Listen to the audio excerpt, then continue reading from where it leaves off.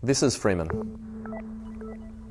He has a blood lead level of 28.5, which is more than 5 times the level widely considered to be lead poisoning. And it's all because he lives among some of the most lead polluting factories in Nigeria. I'm a reporter at The Examination, and for the past year or so I've been working with the New York Times on understanding how lead recycling for car batteries in the United States is leaving an entire community exposed to one of the most dangerous illnesses on the planet. I went to Agijo, the lead recycling capital of Africa. We commissioned blood tests on 70 people living and working near these factories.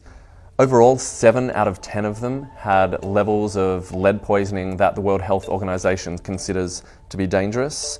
More than half of the children tested had levels of lead in their blood associated with lifelong brain damage.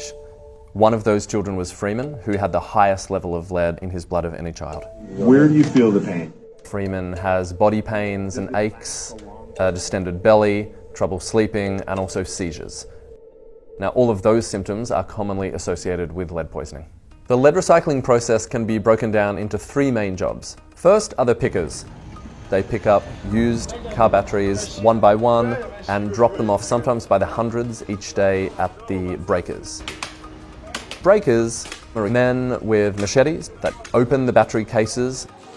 They drain it of sulfuric acid and then send the batteries to the recyclers or smelters.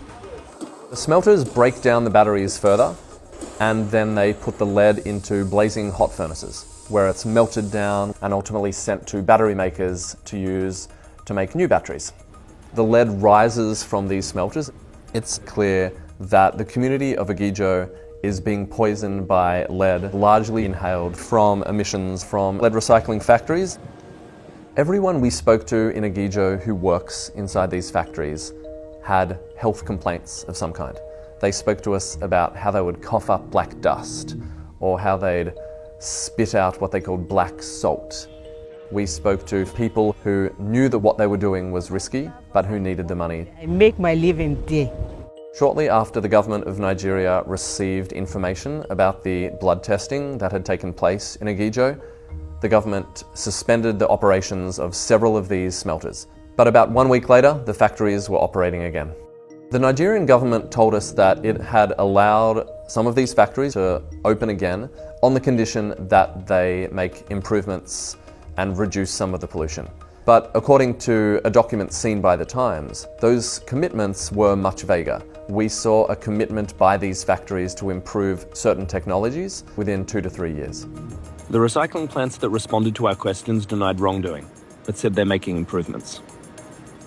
For the people of Agijo, this is a public health crisis that has been going on for many, many years, and as our reporting shows, is not likely to stop anytime soon.